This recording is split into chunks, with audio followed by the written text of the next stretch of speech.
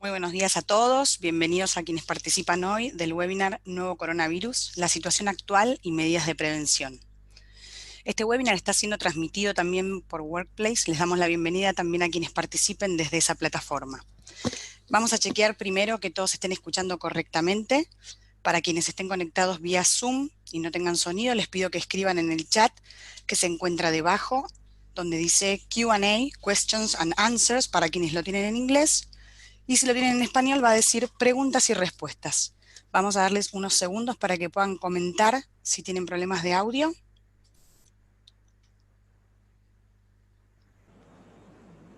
Excelente. Bueno, les voy a presentar al expositor. Él es el doctor Pablo Bombeí, es médico graduado en la UBA, especialista en infectología, posee un máster en epidemiología y salud pública en la Universidad de Miami, es actualmente jefe de infectología del CEMIC y es expresidente de la Sociedad Argentina de Infectología.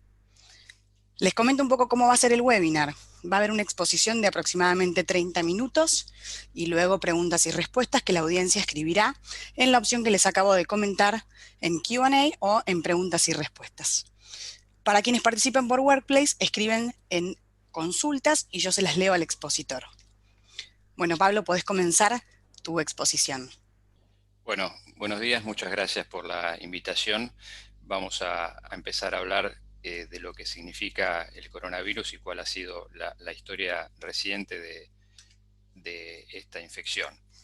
El coronavirus no es un virus nuevo para nosotros, es un virus que afecta a animales y ocasionalmente a humanos, que se asocia, por ejemplo, al resfrío común, es uno de los virus que produce el resfrío común, y también se ha detectado en los últimos años, en las últimas 2 décadas, como productor de enfermedades respiratorias graves, el SARS, como muchos de ustedes recordarán, que comenzó también en China en el 2003, y el MERS, que es el coronavirus del Medio Oriente, que fue más reciente en el 2012, que no tuvo tanta extensión como el SARS y mucho menos que la enfermedad actual. El COVID-19 es una enfermedad pandémica, después vamos a definir lo que es una pandemia, producida por un nuevo coronavirus que se denomina SARS-CoV-2, es decir, SARS coronavirus 2, que nunca se había demostrado antes en humanos. Entonces, la denominación correcta, COVID-19 sería la enfermedad, para ser más claros, y SARS-CoV-2 o SARS coronavirus 2 es el virus que produce esa enfermedad. Eso para denominaciones simplemente porque ustedes lo verán en distintas publicaciones y para que quede claro qué es cada cosa. Vamos a recordar cómo ha sido la evolución de esta epidemia hasta ahora, actualmente pandemia. A mediados de diciembre del año 2019, el sistema de alerta de salud de la ciudad de Wuhan, en China, tenía un sistema diseñado para alertar en caso de que aparecieran neumonías graves en donde no se encontraba la causa. A partir de esas neumonías graves que empezaron a aparecer en la ciudad, se empezó a investigar porque no encontraban la causa.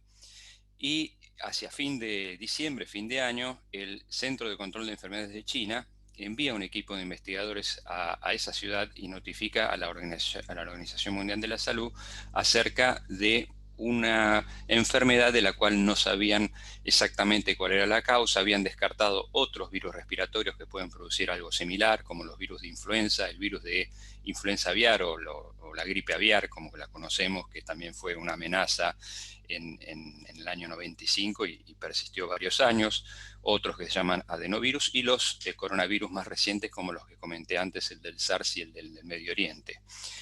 Lo que sí se vio en ese momento es que la mayoría de los casos con esta neumonía grave que no se sabía la causa habían estado a través de una investigación epidemiológica en un mercado de frutos del mar de la ciudad de Wuhan, que a partir de esa investigación se clausura. Pero fíjense que rápidamente, una semana prácticamente después, se identifica que el agente causal de esa enfermedad era un virus, era un nuevo coronavirus que se empezó a denominar 2019 el nuevo coronavirus. Y una semana posterior a eso, las autoridades de salud de China publican la secuencia genética del virus en una biblioteca virtual mundial que hay sobre los distintos virus. Es decir, que se actuó muy rápidamente, más allá de la dificultad inicial o tal vez de la demora inicial en esa ciudad de poder identificar el virus y saber de qué se trataba. El 20 de enero, China hace una enmienda de la Ley de Enfermedades Infecciosas, de Sanidad de Fronteras y de Cuarentena para permitir lo que hicieron luego, 3 días luego, que es limitar el movimiento de personas desde y hacia la ciudad de Wuhan. Es decir, que cercaron, sitiaron la ciudad para que no se moviera mucha gente. Sin embargo, ustedes saben que el Año Nuevo chino tiene casi un mes entre que se realizan los festejos y la gente se mueve a lo largo de todo ese país, con lo cual esta limitación del movimiento posiblemente no haya alcanzado y haya sido tardía, porque ya había mucha gente que había estado en la ciudad y se había ido hacia otros lugares del país. El 30 de enero, la OMS declara la emergencia de salud pública a nivel internacional y el 11 de marzo, más recientemente, se declara la pandemia, que ahora vamos a ver la definición. Esta es la situación actual, este es uno de los últimos reportes de la OMS, donde ustedes ven que globalmente hay más de 153.000 personas confirmadas de infección, con más de 5.700 muertes. Esto es en todo el mundo. Fíjense que en China antes era el país donde el número de infectados era el más alto. Hoy China tiene 81.048 casos contra 153.517 en el mundo, con lo cual prácticamente China tiene la mitad de los infectados. Ya no es el país donde predomina la infección. Ahora ya está diseminada en muchos países del mundo. Ustedes ven el mapa hacia arriba a la derecha, donde están en los puntos rojos los distintos países, donde se ve que la infección se ha detectado en todos los continentes, inclusive en lugares, islas alejadas como Islandia. Y si uno ve lo que se muestra aquí en el slide hacia abajo a la derecha, se ven, esto está seccionado y están únicamente los países donde tal vez los datos nos interesan más a nosotros por nuestro flujo y nuestro contacto, como Italia, España, Francia, Alemania, donde ven en la primera columna el total de casos confirmados. Italia tiene más de 21.000, con un total de 1.441 muertes. Fíjense que Alemania tiene 3.795 con 8 muertes. Perdón. Eso ustedes verán si uno saca un cálculo muy rápido donde hay una diferencia en la tasa de mortalidad. Después vamos a hablar de la tasa de mortalidad y por qué pueden ser esas diferencias. Estados Unidos, aquí ven las cifras de casos confirmados, ya son más, pero bueno, estas son las últimas cifras publicadas por la OMS con el total de muertos. Y después Brasil y Chile, que fueron incorporadas a nuestra, como vamos a ver ahora, a nuestra definición de casos, también tienen transmisión local con un número de casos considerable. Esta diapositiva lo que intenta mostrar es cómo ha sido la evolución en China en las barras celestes y cómo es la evolución en el resto del mundo en barras color anaranjado. Fíjense que en China han tenido un pico muy importante, casi mediados de febrero, y cómo la situación en China parecería estar tendiendo a disminuir el número de casos, mientras que en el resto del mundo esto ha empezado a aumentar en forma importante. Es decir que, ¿cuál sería el mensaje de esto? Posiblemente la epidemia, al igual que en China, tenga un pico y después se empieza a ver un descenso. Pero, como yo después les voy a decir en las conclusiones, esto es muy dinámico, es un virus nuevo, estamos aprendiendo y hay cosas que tenemos que saber si realmente son así, pero aparentemente esta sería la curva epidémica. ¿Por qué se produce esa curva? Bueno, porque llega un momento en que, además de todas las medidas para evitar los contactos, se empieza a saturar el número de personas susceptibles. Susceptible quiere decir que es alguien que puede adquirir la infección. Si yo limito los contactos y se infecta un porcentaje importante de la población, ya hay un momento en que disminuye la infección porque ya no encuentra el virus personas a quienes infectar. Por eso son muy importantes también las medidas de aislamiento. Esta es la situación en nuestro país. Nuestro país tiene la única provincia donde hasta ayer no había notificado casos, era Misiones, que se ve en un color violeta. El resto de las provincias tenía o casos sospechosos o casos confirmados con algún caso extra de transmisión local, como puede ser la provincia de Buenos Aires, capital federal, Córdoba, Chaco y más recientemente Tierra del Fuego. Fíjense el cuadro de la derecha hacia arriba, que es la distribución por grupos de edad, cómo esta enfermedad afecta fundamentalmente a los grupos de adultos jóvenes, adultos mayores, y poco a los niños y a los adolescentes. No se sabe exactamente por qué, porque si uno toma lo que es la gripe o influenza, habitualmente los grupos más afectados no en cuanto a gravedad o mortalidad, pero sí en cuanto a porcentaje de personas que se enferman con la gripe, son los niños, sobre todo los niños en edad escolar. Acá los niños y los adolescentes están más preservados de esta enfermedad. Reitero, no se sabe exactamente por qué. Hay teorías que hablan de que tienen unos receptores que permiten el ingreso del virus que no están tan desarrollados como los adultos, pero por ahora son solo teorías. Y fíjense cómo los adultos jóvenes de menos de 60 son los que más se enferman. Sin embargo, ahora vamos a ver que los que más se mueren no son los adultos jóvenes, sino que son los adultos mayores o aquellos que tienen enfermedades preexistentes. Hasta ayer había 65 casos, 2 de los cuales habían fallecido, que eran 2 personas de más de 60 años que además tenían otras enfermedades crónicas.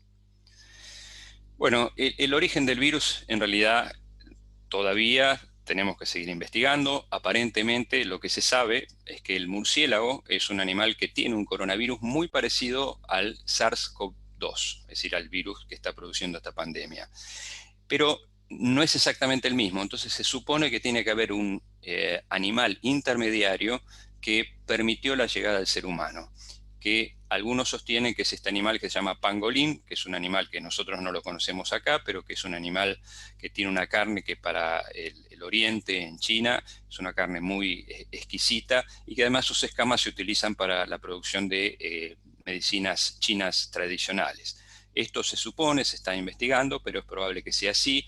Esto también tiene que ver con que por la cultura china, los chinos necesitan en general, no todo, pero en muchos casos, la presencia del animal vivo antes de comprarlo. Entonces hay muchos de estos mercados donde los animales están vivos, en exposición, en lugares cerrados, a veces son lugares no tan grandes con mucha circulación de gente, y probablemente eso también haya facilitado el contacto cercano del ser humano con los animales y la transmisión de material genético de virus que se llama recombinación, donde mezcla el material genético y posiblemente a partir de eso ha aparecido un nuevo virus. Esto, si bien no está claramente demostrado para este nuevo coronavirus, sí se sabe, por ejemplo, que la gripe aviar del año 95 se produjo a punto de partida del contacto del ser humano con animales, aves de corral, sobre todo vivas. Así que es muy probable que esto haya sido así. Entonces dijimos que estamos en una pandemia desde el día 11 de marzo. La pandemia significa la propagación mundial de una nueva infección, pero para que esto ocurra son necesarias algunas condiciones, que sea un virus nuevo.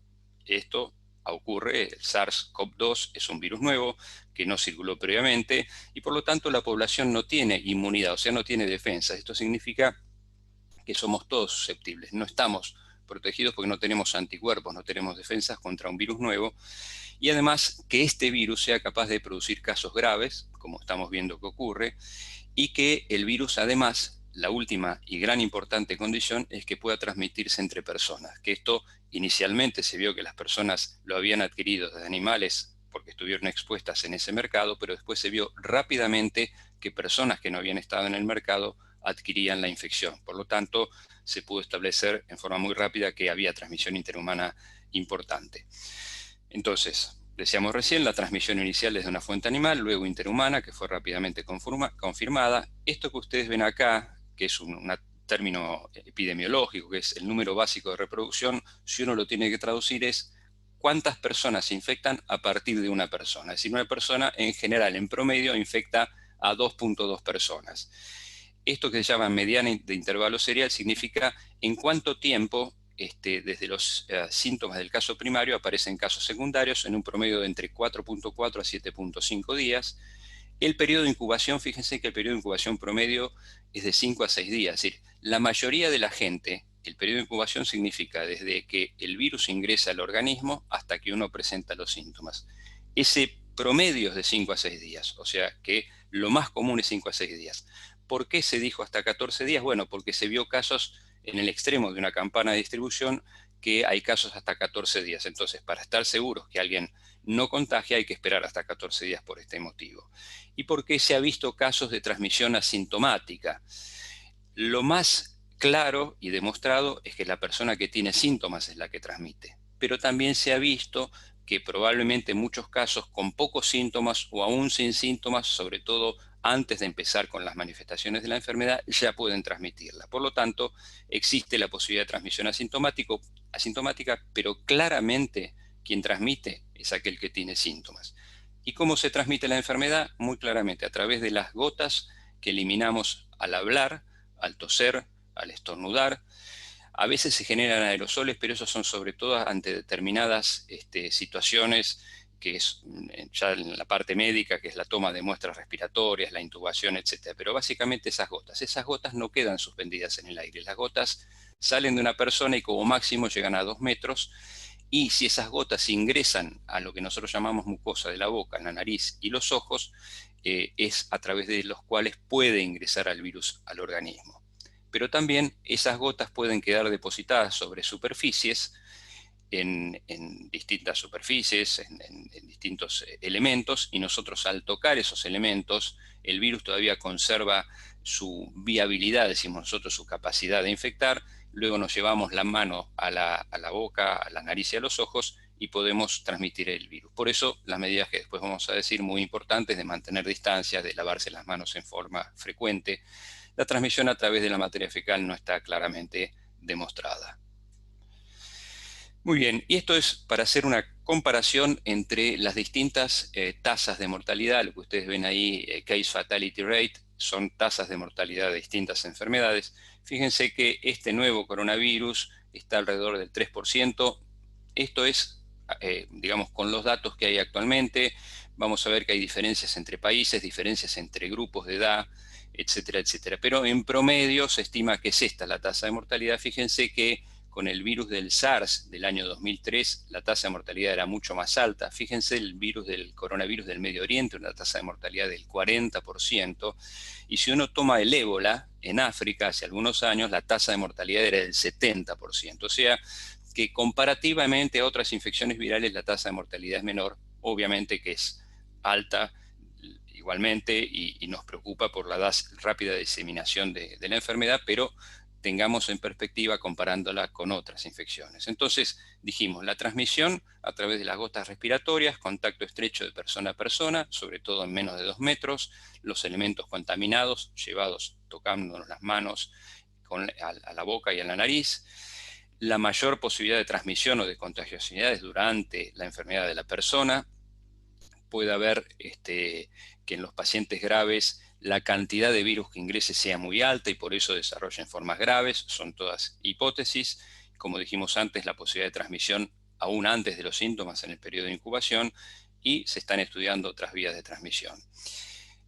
Esto yo se los muestro simplemente, esto es la casuística más grande presentada hasta ahora de China, básicamente, es que revisaron más de 72.000 historias de personas que tuvieron el COVID-19. La mayoría, fíjense, es 86.6% eran adultos jóvenes de 30 a 79 años, que es la misma distribución que yo les mostré que está pasando en nuestro país. La mayoría en este estudio habían sido diagnosticados en Hubei, que es la provincia donde está la ciudad de Wuhan. Y este otro dato es muy importante, que es el porcentaje de casos leves, porque mucha gente asocia nuevo coronavirus, mortalidad. No es así, la mayoría de los casos son leves, casi el 81% de los casos son leves. La tasa de mortalidad que hablamos antes, 2.3 o 3%. Y como vimos antes, la curva epidémica en China comenzó a declinar. Lo que nos preocupa y lo que tenemos que prevenir, sobre todo nosotros que trabajamos en el ámbito de salud, es disminuir el riesgo de los trabajadores de salud, que son los más expuestos y son los que necesitamos que estén presentes a lo largo de toda la epidemia para tratar a las personas que se enfermen.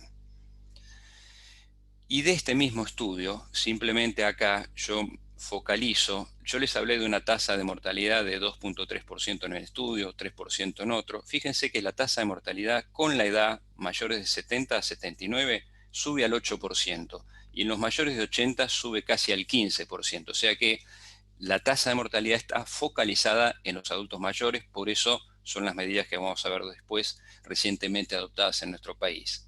Y fíjense que también la mortalidad en ese mismo estudio depende un poco de dónde fue manejado el paciente. En Hubei, en toda la provincia, era casi el 3%, mientras que en otras provincias de China fue menor.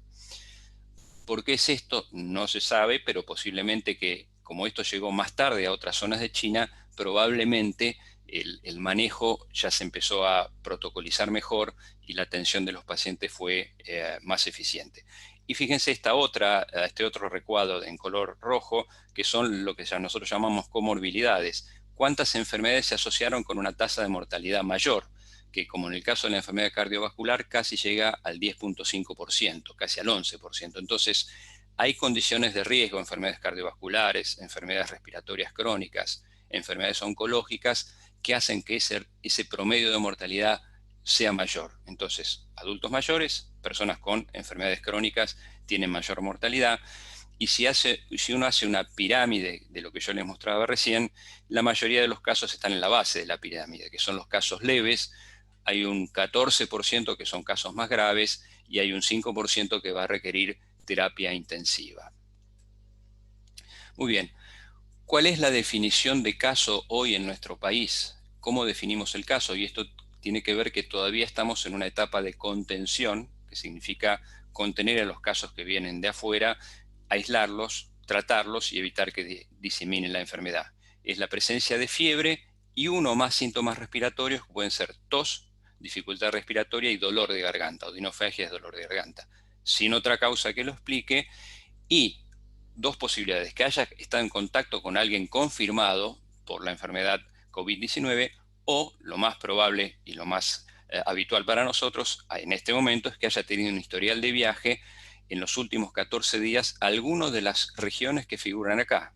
Toda Europa, Estados Unidos, Brasil y Chile, que se agregaron ayer, China, Corea del Sur, Japón e Irán. O sea, que una persona que hoy tiene fiebre y tos o dolor de garganta y que en los últimos 14 días estuvo en alguna de estas regiones, lo primero que tiene que hacer es llamar, en el caso de la Ciudad de Buenos Aires, al 107.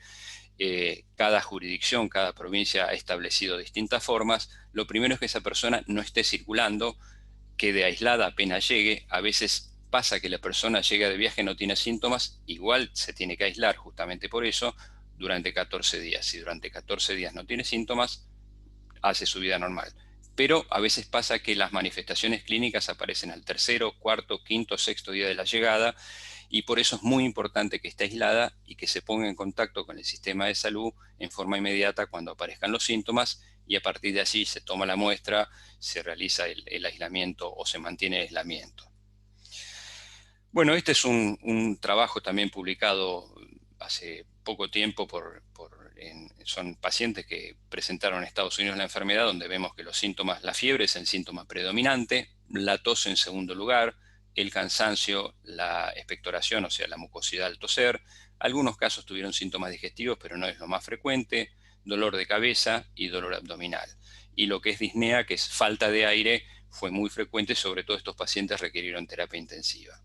Entonces, en conclusiones de esto podemos decir que es una enfermedad donde hay evidencias claras de transmisión entre personas, que puede haber casos asintomáticos o con pocas manifestaciones, que el periodo de incubación promedio es de 3 a 6 días, pero como dijimos antes puede llegar hasta 14, y que la clínica es básicamente tos y fiebre, lo cual obviamente no significa que todas las personas que hayan venido a esos lugares tengan tos y fiebre tengan coronavirus, el nuevo coronavirus. De hecho, en nuestra experiencia hemos tenido personas que han viajado, han presentado síntomas, los hemos aislado, le hemos tomado muestras y no tenían coronavirus, tenían otros virus respiratorios. Pero ante la posibilidad de que sea coronavirus hay que aislarlo y tomarle la muestra.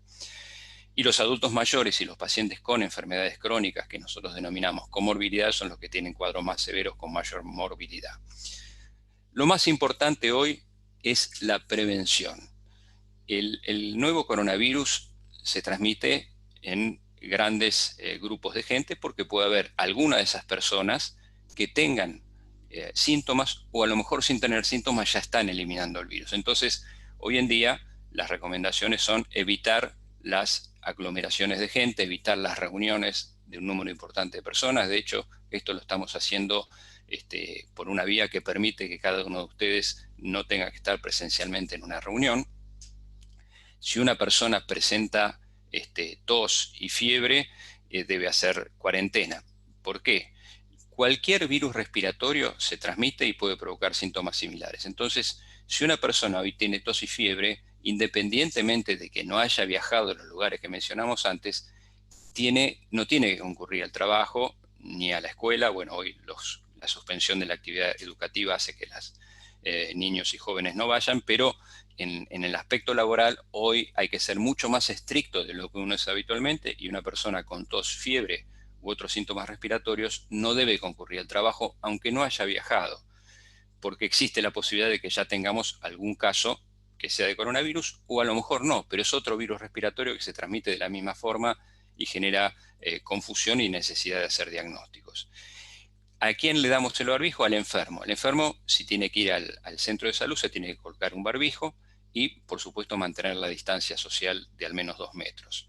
Y, por supuesto, tenemos que limpiar todos los objetos que esa persona, con su tos, puede haber contaminado, ya sea las mesadas, los teclados de las computadoras, los teléfonos, lavarnos las manos, ahora lo vamos a ver, y no tocarnos la cara. El tocarse la cara es un tic casi incontrolable, que hoy tenemos que empezar a concientizarnos y pensar cuántas veces uno en el día se toca la cara después de haber tocado una mesada, una baranda de un lugar público. Entonces, tener cuidado con eso, algo que uno antes no prestaba atención, hoy debe prestársela. Entonces, dijimos antes que estamos en una etapa de contención, que lo que trata es de impedir, probablemente esto no se logre, pero al menos retrasar la diseminación generalizada de un virus que es pandémico, y evitar que haya muchos casos en poco tiempo, porque eso lo que hace es sobresaturar el sistema de salud, que es lo que está ocurriendo en Italia y en España, donde no se da abasto con el manejo de los pacientes. Entonces, la fase de contención trata de que la aparición de casos locales sea más lenta y alargada en el tiempo, de manera tal que el sistema de salud pueda adaptarse a esa situación. Y la mitigación es cuando ya hay transmisión local, y es tratar de disminuir el impacto del virus y reducir la vulnerabilidad de los más proclives a complicaciones. Entonces, reiteramos: fiebre, tos y antecedente de viaje, aislarse siempre que uno vuelva de viaje de estos lugares, y si tiene tos y fiebre, contactarse con el sistema de salud y siempre referir el antecedente de viaje, que hoy es clave. Y, por supuesto, no tomar contacto con otras personas. Y aquellas personas, y esto lo reitero nuevamente porque a pesar de todo lo que se ha difundido, hay gente que vuelve de viaje de los lugares donde hay transmisión, y hoy son criterios para mantenerse aislado, que no hacen aislamiento. A veces no lo hacen porque no prestaron atención, no le dan importancia, subestiman estas medidas, y realmente hoy no hay que subestimar nada de estas medidas, sino al contrario, ser muy enérgico y muy estricto en el cumplimiento. Entonces, esas personas que llegan de viaje, la mayoría en buen estado de salud, tienen que ir a sus domicilios, permanecer en aislamiento durante 14 días y no tomar contacto con otras personas. Después podemos hablar del aislamiento en domicilio, que a veces no es tan fácil de llevar a cabo, pero bueno, si todos sabemos que hay que aislarse, no vamos a tener personas que hayan venido de viaje circulando y contactándose con otras personas. El barbijo es un tema que siempre genera discusión. Las personas infectadas sí lo deben usar para llegar a un centro de salud. Los cuidadores de aquellas personas infectadas sí lo deben usar, los que trabajamos en el ámbito de salud, para atender a los pacientes. Pero las personas sanas no deben usar barbijo, porque eso trae una falsa sensación de seguridad. El barbijo, uno tiene tendencia a tocárselo y termina tocándose la cara. El barbijo dura poco tiempo. Si uno no se lo pone adecuadamente, tampoco sirve. Es decir, hay muchas razones por las cuales el barbijo en las personas sanas no debe utilizarse, y además es un insumo finito. Significa, ustedes hoy van a una farmacia y no consiguen barbijo, entonces hay que reservarlo para las situaciones en que realmente sí sirve. Las medidas actuales, que son de ayer, el aislamiento preventivo, y lo reitero, no es malo reiterarlo, sino es bueno. Por 14 días, se llama cuarentena porque es un término que antes se utilizaba hace muchos años, pero eran 40 días, hoy son 14, para los que hayan estado en los últimos 14 días en cualquier país de Europa, Estados Unidos, Brasil y Chile, que se agregó ayer, China, Japón, Corea del Sur e Irán. Como estas medidas son dinámicas y todo es muy dinámico, los países se van agregando, como ocurrió con Brasil y Chile ayer. Me han preguntado personas que han vuelto hace 5 o 6 días de Brasil y Chile, donde no estaban esos países dentro de la cuarentena. Bueno, a partir de ayer o de hoy, esas personas deben completar los días de cuarentena que le faltan. Y uno me va a decir, bueno, si estuvo 6 días fuera de la cuarentena, ¿tiene sentido ahora? Tiene sentido, sí, porque puede pasar que esa persona esté incubando el virus y lo presente dentro de 3 días. Entonces sí conviene igualmente implementar el aislamiento en esas personas. Si después no quedó claro, lo reiteramos con las preguntas. Otra de las medidas que se tomó este fin de semana es tratar de proteger al máximo las poblaciones más vulnerables. Yo les mostré antes que los adultos mayores y las personas con comorbilidades son los que tienen mayor riesgo de mortalidad. Entonces, esas son las personas a las cuales hoy tenemos que proteger más, porque son personas que si se infectan, que si se contagian, tienen mayor porcentaje o mayor riesgo de tener complicaciones y de fallecer. Entonces, esas medidas van dirigidas a eso, tratar de que los adultos mayores tengan poco contacto social.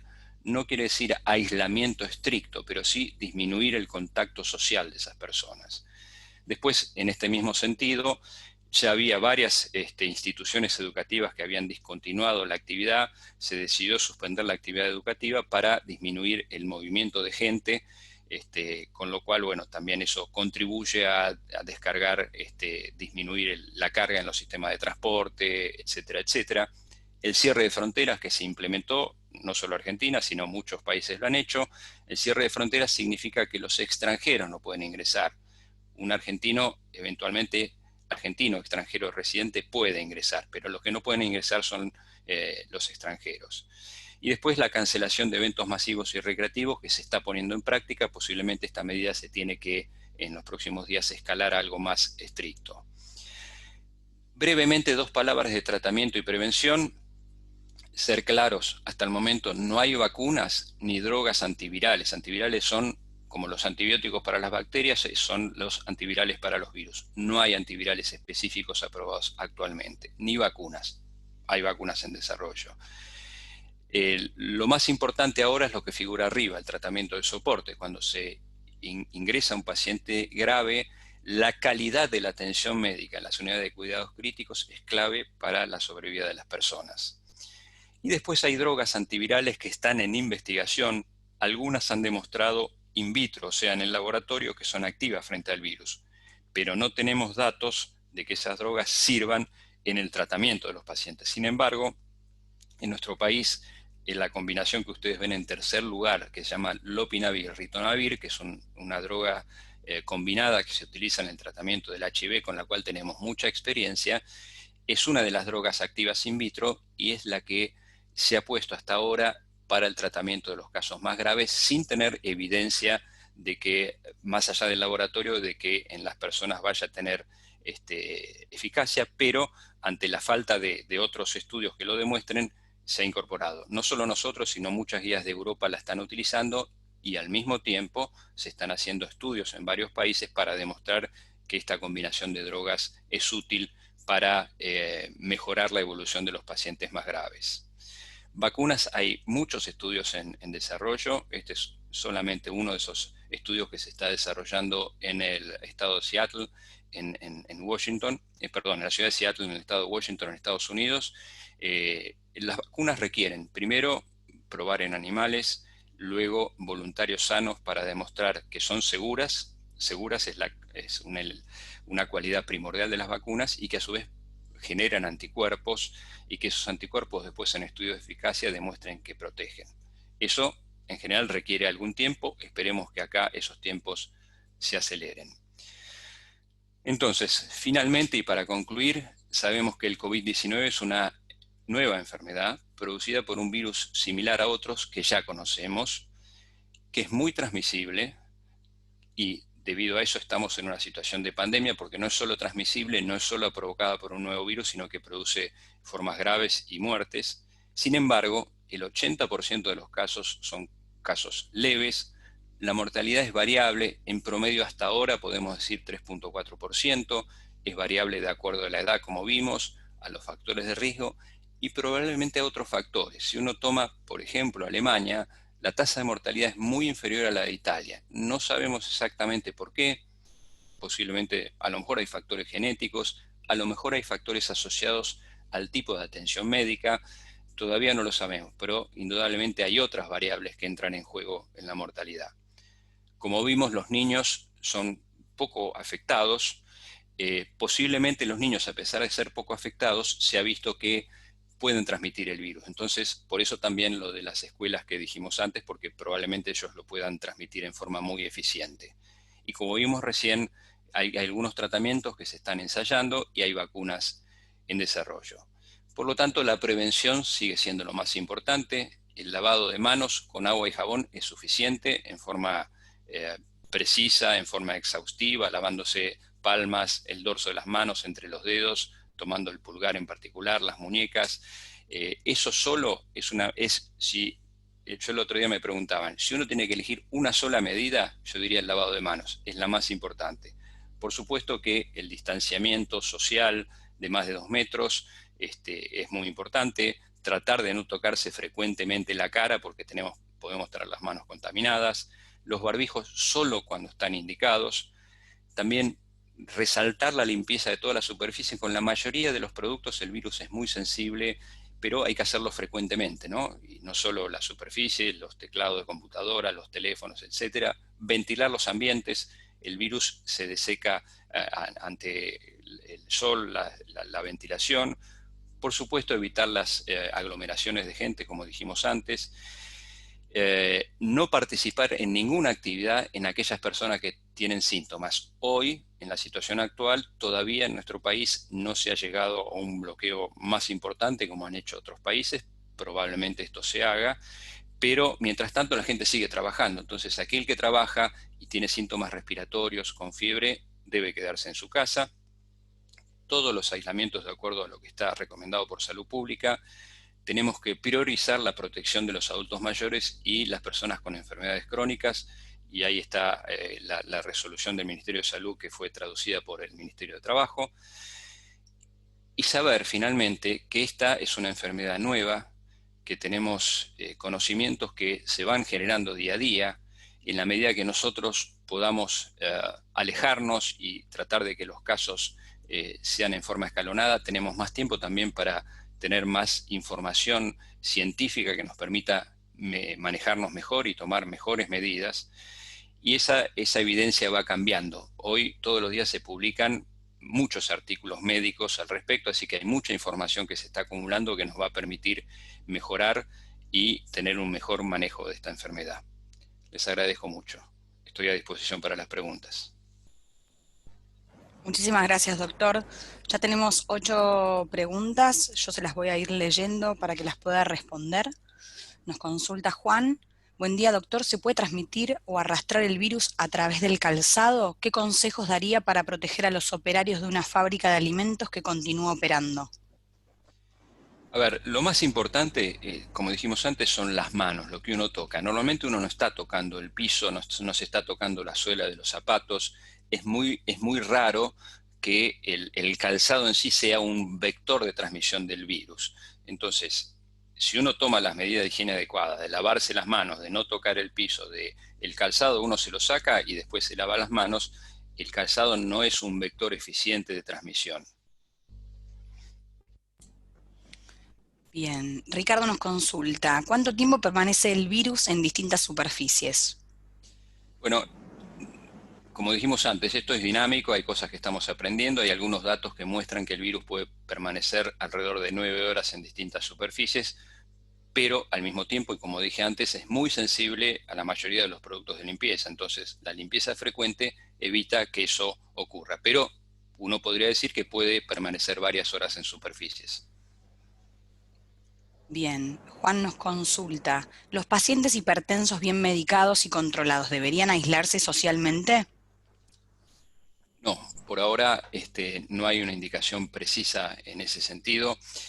Es muy probable que, como la hipertensión es algo tan prevalente, tan común, sea una posibilidad que sea un elemento confundidor, que en realidad la hipertensión no sea un factor de riesgo, sino que la mayoría de los adultos mayores tienen hipertensión y por eso se presenta la hipertensión como factor de riesgo. Pero en realidad, por ahora no es una indicación de aislamiento.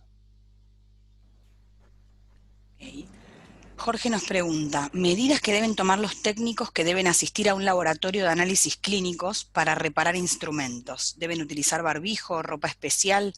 Hay personal estable allí que tiene contacto con infectados al extraerle sangre.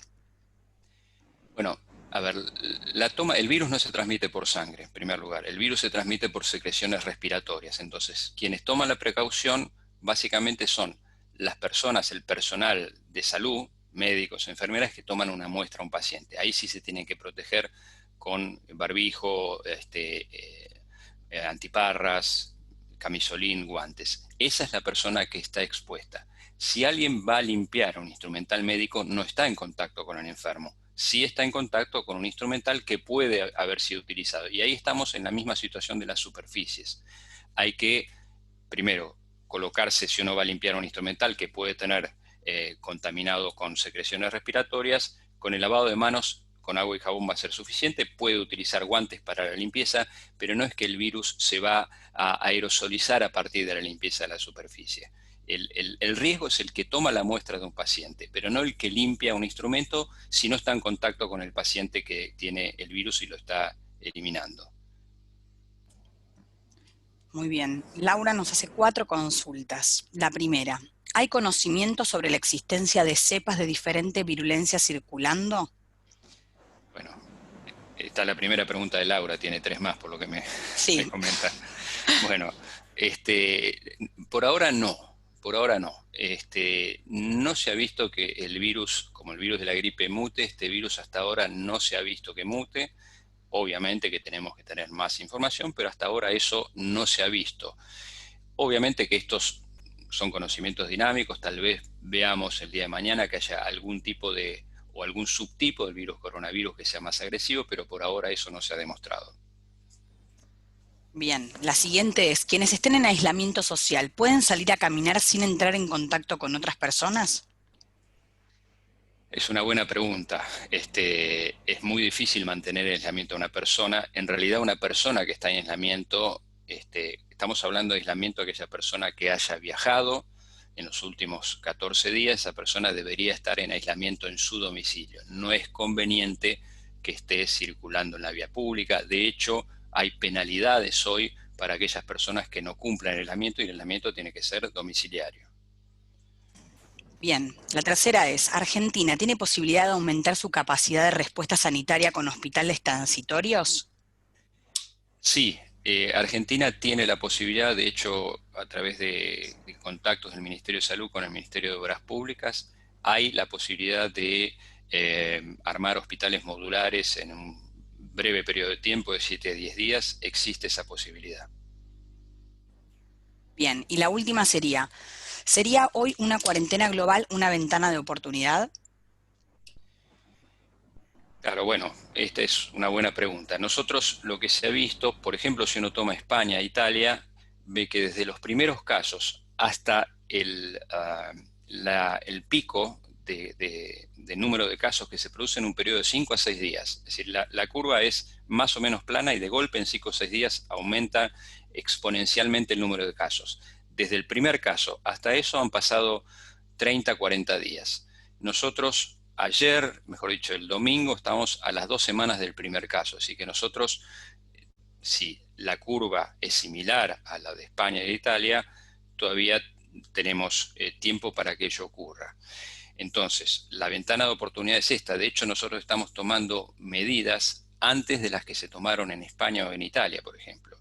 Y una medida adicional, que sería un bloqueo del movimiento, suspensión de todas las actividades, etcétera, etcétera, es una medida que se puede llegar a tomar y que si uno la toma, tiene que tomarla antes de llegar al aumento exponencial de casos. Así que seguramente esa es una medida que está digamos, en carpeta para evaluar en qué momento se toma. Por supuesto que esas medidas, y ustedes lo saben muy bien, tienen para todos consecuencias socioeconómicas muy importantes y a veces graves. Hay gente que si no trabaja no puede prácticamente comer, entonces hay que ser muy cuidadoso en la toma de una medida. Por supuesto que la prioridad es la salud y el coronavirus en este momento es la prioridad, pero la toma de una medida de esa magnitud tiene que contrabalancearse contra el impacto negativo que produce desde el punto de vista socioeconómico. Bien, Cristian nos consulta, ¿se pueden extender estas medidas dispuestas por el gobierno luego del 31 de marzo? Bueno, eso se va a ir evaluando seguramente en función de la marcha de la epidemia y existe esa posibilidad de que eso ocurra, sí, claro. Martina nos consulta, como organización, si llegamos a tener un caso, ¿hay algún protocolo legal que indique alguna medida a tener en cuenta? No, los protocolos son los que indica el Ministerio de Salud y el Ministerio de Trabajo en cuanto al licenciamiento de gente. El Ministerio de Salud indica que si una persona se enferma y estuvo en contacto, ahí ya interviene epidemiología de cada jurisdicción para determinar quiénes son los contactos de esa persona que hay que ponerlos en aislamiento. Es decir, eso está establecido y habitualmente quien interviene es salud pública de cada una de las jurisdicciones para determinar qué se hace, quiénes son los contactos. Obviamente que cada empresa, cada institución, cada organización puede tomar medidas adelantadas a eso y muchas empresas, de hecho, cuando han tenido un caso, han licenciado a todo el personal hasta ver quiénes son los que realmente tienen que estar aislados. Como primera medida, a veces toman esa y después, en función de una investigación epidemiológica más detallada, se define quiénes pueden reasumir las actividades laborales y quiénes deben permanecer en aislamiento. Muy bien, doctor. Osvaldo nos pregunta, ¿a qué temperatura muere el virus? El virus es muy sensible a los distintos productos de limpieza. No hay una temperatura, obviamente que la temperatura de ebullición que uno utiliza para calentar agua, por ejemplo, el virus no es viable. Pero no hay una temperatura por debajo de eso claramente definida. Esto también se supone que el virus está más viable o más fácil de transmitirse en ambientes fríos, pero eso no está del todo aclarado, porque también el ambiente frío lo que hace es contribuir a que haya mucha gente en ambientes cerrados y posiblemente sea eso lo que facilite la transmisión y no tanto la temperatura, pero no está del todo claro ese punto. Bien, Armando nos consulta, ¿recomendaciones respecto de la ropa que utiliza uno durante el día en lugares de trabajo? ¿Debería uno cambiarse al retornar a su hogar? Lo aconsejable es, sí, digamos, no hay, yo diría que en esto no hay una recomendación formal porque el virus en distintos materiales, como dijimos antes, cuando uno deja de utilizarlo, deja la prenda colgada, el virus después de algunas 8 o 9 horas deja de estar viable. Pero bueno, en una circunstancia así donde hay cosas que todavía no se conocen, parece razonable que uno trate de no usar la misma ropa todos los días. Bien, Sergio nos consulta, ¿las personas jóvenes con preexistencia de asma o similar son personas de mayor riesgo en caso de contagio? Todas las personas con enfermedades respiratorias crónicas tienen un riesgo, no de contagio. Contagio se puede contagiar cualquiera, un chico, un adulto joven. Es decir, el contagio es quién se puede infectar a partir del contacto con el virus. El riesgo de contagio es igual para todos. Lo que ocurre es que hay ciertas personas, como los adultos mayores o las personas con algunas preexistencias, que pueden hacer una evolución más grave. Y dentro de ellas están todas las enfermedades respiratorias crónicas. Muy bien, José nos pregunta, buen día doctor, ¿le parece que reaccionamos a tiempo? Si bien el número de infectados es bajo, diariamente aumenta el número de casos en un porcentaje importante en relación al número de casos actual. Eh, Nosotros estamos tomando, como dije antes, medidas cuando uno se compara con algunos países de Europa anteriores a las que, al momento que las tomaron ellos en relación a la marcha de la epidemia. Lo que tenemos que ver después, esperemos que esas medidas, en base a la experiencia de países europeos, pensamos que van a ser eficaces. Esto es algo nuevo, pero si uno se guía por las medidas que han tomado en países europeos, nosotros las estamos tomando en una etapa anterior. Así que probablemente esas medidas deberían ser eficaces. De cualquier forma, uno sigue viendo casos hoy porque no se olviden que esto tiene un periodo de incubación máximo de 14 días. Ha habido gente que ha llegado de países del exterior que ya sabiendo que había criterios de aislamiento no lo han cumplido, u otras que llegaron de países que después se incorporaron al criterio de aislamiento, donde en esa primera etapa podían estar, existía la posibilidad de transmitir la enfermedad. Hay muchas personas que no cumplen el aislamiento en forma completa, entonces es complejo, hay varios factores que influyen, no solo son las medidas, sino sobre todo el cumplimiento de las medidas. Y en esto hay que ser muy claro que la autoridad de salud pública, la autoridad gubernamental, hace recomendaciones, dicta medidas, pero esto depende mucho de todos nosotros. Es decir, que es una situación donde el comportamiento social, la solidaridad social, tiene que estar en primer lugar. Es decir, el bien social tiene que estar muy por encima del bien personal. Entonces, no solo pensar en nosotros, que si estamos bien no tiene sentido el aislamiento, sino que es no solo por nosotros, sino por el resto de la sociedad. Muy bien. Marcelo nos pregunta, ¿en estos momentos el comercio electrónico puede ser una buena manera de evitar aglomeraciones y contagios? ¿Se sabe cuál es la posibilidad de que en un paquete se extienda el virus? ¿Medidas para prevenirlo y evitar la paranoia de utilizar este medio de compra? Es muy poco probable que eso exista, sobre todo, digamos, los paquetes, las distintas productos que son enviados tienen un tiempo hasta que llegan a la persona, y en general el virus, como dije antes, no es que vive fácilmente y sobrevive a cualquier contingencia de temperatura, de manipuleo. Entonces es poco probable y no se ha demostrado claramente que los productos, las mercancías que se importan sean una vía de adquisición de la infección que digamos, la propague fácilmente. Lo más importante, lo reitero, es el contacto cercano con personas que están con síntomas. Esa es la situación más posible de infección. También en algunos casos los asintomáticos que están en periodo de incubación y a través de las manos. Entonces, cuando uno manipula un producto que recibe, lo que tiene que hacer es lavarse las manos. Una vez que lo abrió, volverse a lavar las manos y seguramente de esa forma estaremos evitando una posibilidad remota de que exista esa forma de contagio. Es decir, el lavado de manos vuelve a tomar importancia ante una situación como esta. Bien, justamente Jessica nos consulta si con manipular cheques y billetes podemos contagiarnos. Bueno, lo mismo, acá es posibilidades teóricas hay muchas, no es la forma habitual de transmisión, pero si uno está manipulando elementos que fueron tocados por otras personas, lavado de manos, no tocarse la cara antes de lavarse las manos. Si yo estoy recibiendo dinero, estoy como cajero en un banco, recibo dinero, lo cuento, lo almaceno, lo cuento, lo almaceno, hasta que no me lavo las manos no me toco la cara y me lavo las manos en forma frecuente o con gel alcohólico, que también reemplaza el lavado de manos cuando este no es posible. Bien, Sergio nos pregunta, escuché que el virus este es muy peligroso porque va mutando. ¿Qué sería eso específicamente para entenderlo? ¿Es que no se puede combatir y sigue activo? No, mutación significa cambio, es decir, que el virus tiene una estructura y después de un tiempo cambia esa estructura, entonces las defensas que nos protegían contra el virus como era originalmente, al cambiar, al mutar, ya no nos protegen. Como mencioné antes, no se ha visto que el virus hasta ahora tenga esos cambios o mutaciones. Cambio o mutación son sinónimos. Eso sí pasa con el virus de la gripe, por eso la vacuna hay que darla todos los años porque se adapta a los virus que van a circular.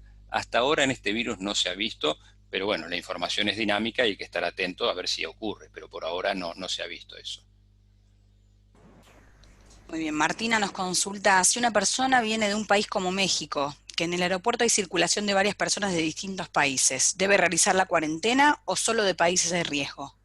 No, por ahora la cuarentena está destinada a aquellas personas que vengan de países de riesgo. Por supuesto que aeropuertos de países donde no está circulando el virus siempre hay mucha concentración de personas, aunque ahora cada vez menos porque la mayoría de las líneas aéreas en todo el mundo están restringiendo los vuelos.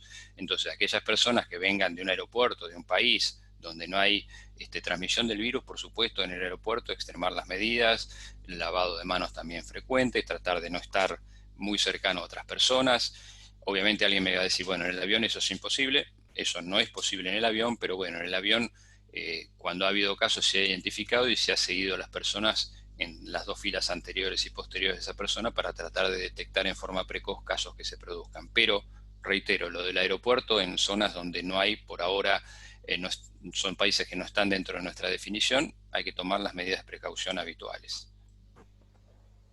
Muy bien, Ricardo nos consulta, ¿Argentina está mejor o peor preparada que Italia o España para afrontar esta pandemia? Eso es muy difícil de decir. yo lo que digo, nosotros tuvimos una pandemia de gripe en el año 2009, la de gripe A, que no afectó a todo el mundo. De hecho, los países europeos estuvieron poco afectados. Inclusive ellos no la jerarquizaron porque a ellos les llegaron el verano y tuvieron pocos casos, nosotros sí, y eso hizo que nosotros, digamos, mejoráramos mucho nuestra infraestructura de laboratorio y de preparación en cuanto a equipamiento, etcétera. Nosotros estamos mejor preparados después de la pandemia del 2009 que antes de esa pandemia. Posiblemente esto sea de mayor magnitud. Hay una partida presupuestaria del Ministerio para comprar distintos equipamientos que se está haciendo digamos, coordinación con las distintas jurisdicciones del país. Así que yo creo que estamos bastante bien preparados. No podemos compararnos con Italia y España porque uno no sabe exactamente la situación. Lo que es claro que una situación como la de Italia y España, donde hay una sobresaturación del sistema de salud en pocos días, hace muy difícil estar bien preparado. Si por más que uno esté bien preparado, es difícil manejarse cuando uno tiene un número muy importante de casos que saturan el sistema de salud, entonces no se puede atender de la mejor manera posible a todos los casos. Así que lo que tenemos que tratar de evitar es que esa curva exponencial que yo les decía antes, con un número de casos muy importantes en corto tiempo, nos ocurra para poder manejarnos mejor. De cualquier manera, se están tomando una serie de pasos a nivel hospitalario, preparación en los distintos centros, postergación de actividades que no requieran digamos, o que requieran una programación que se pueda hacer después. En fin, hay una serie de pasos que se toman dentro de los hospitales para estar mejor preparados. Muy bien, Juan nos consulta si los diabéticos medicados y controlados deben aislarse y dejar de trabajar.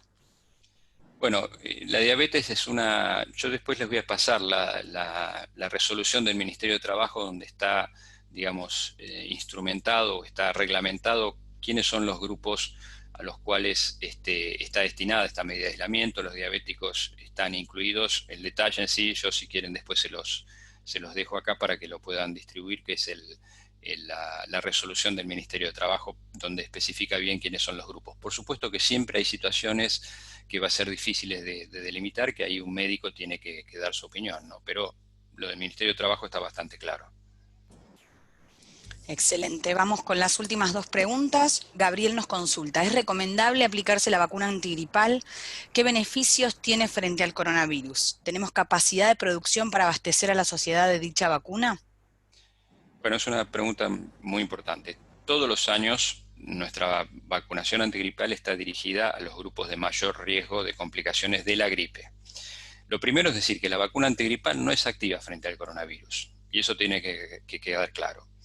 Pero sí saber que la gripe provoca síntomas prácticamente iguales a los del nuevo coronavirus. Entonces, vacunándonos contra la gripe, sobre todo en los grupos de mayor riesgo, estamos evitando una enfermedad que puede confundirse con el coronavirus y estamos evitando gripe en los grupos de mayor riesgo que además pueden agravarse si tienen además una infección por coronavirus. Entonces, la vacuna antigripal es importante todos los años, posiblemente este año lo sea más, a los grupos a los que está destinado, que son todos los menores de 2 años a partir de los 6 meses de vida, todas las personas a partir de los 65 años, independientemente de que estén bien de salud, y entre esos dos grupos, entre mayores de 2 años y menores de 65, todos los que tengan factores de riesgo que son muy parecidos a estos que se hablaron para el COVID-19, que es enfermedades respiratorias y cardíacas crónicas, diabetes, inmunodeficiencias de cualquier tipo, todas las embarazadas y todos los que trabajamos en el ámbito de salud nos tenemos que proteger nosotros y evitar la transmisión a las personas, por eso nos tenemos que vacunar contra la gripe. Muy bien, la última pregunta es de Osvaldo. ¿Qué se aconseja en cuanto al uso del transporte público en el caso de no quedar otra que tener que usarlo? Bueno, esa es una pregunta importante porque, bueno, uno supone que en un transporte público donde hay una aglomeración de gente, que es lo que hablábamos antes, es factible la transmisión. Acá en el ámbito de la ciudad de Buenos Aires y el Gran Buenos Aires, y la intención es que en todo el país se tomen medidas para facilitar el transporte público. Como dije antes, el hecho de la suspensión de las actividades educativas disminuye la gente que se traslada en transporte público, pero bueno, a pesar de eso, hay muchas personas que siguen viajando y se está tratando de que los transportes públicos vayan lo menos llenos posibles. Inclusive hay empresas que han tomado decisiones de cambios de horario a su personal para no concentrar los viajes en las horas de mayor movimiento, para tratar de no congestionar el transporte público. Y por supuesto, si uno tiene que viajar, es lavarse las manos después de haber estado agarrado de una baranda, no tocarse la cara hasta no lavarse las manos. En lo posible, si el transporte público lo permite, estar alejado de las distintas personas, al menos por lo menos 1 metro. Sabemos que muchas veces eso no es posible, pero bueno, tratar de hacerlo. Reiterar, aquellos que tengan síntomas respiratorios, no concurrir al trabajo y por ende no viajar en transporte público, eso es muy importante. Y los que tienen criterios de aislamiento por haber viajado, tampoco trasladarse en transporte público. Es decir, tomando todas esas medidas, son medidas que se van sumando y nos ayudan a prevenir los casos. Por supuesto que si uno corta el transporte público se evita esa posibilidad, pero bueno, es una medida que va a hacer que mucha gente directamente no pueda trabajar y que tal vez en algún momento se tenga que implementar. Pero mientras tanto, tomar estas medidas seguramente ayuden. Excelente, doctor. Bueno, muchísimas gracias a todos por haber participado. Los esperamos en el próximo webinar de mañana a las 13 horas. La temática va a ser 5 pasos para encarar la crisis del coronavirus eficientemente, cómo prevenir y actuar sobre las consecuencias de esta crisis con el menor daño personal y empresarial posible. Muchísimas gracias, doctor. Lo dejo para que se despida. Bueno, muchas gracias y los felicito por la iniciativa. Es muy importante poder difundir cuál es la situación actual. Tratar de ser objetivos y equilibrados nos permiten tomar mejores decisiones. No tiene que, digamos, uno no tiene que entrar en pánico, sino saber qué es lo que tiene que hacer, saber que la mayoría de los casos, como dijimos, son casos leves, pero bueno, lo más importante hoy sigue siendo la prevención y todo lo que cada uno haga en su vida, en su trabajo, en su actividad, en relación a estas recomendaciones, seguramente va a contribuir para que la epidemia no se propague en los niveles que ocurren en otros lugares. Muchas gracias.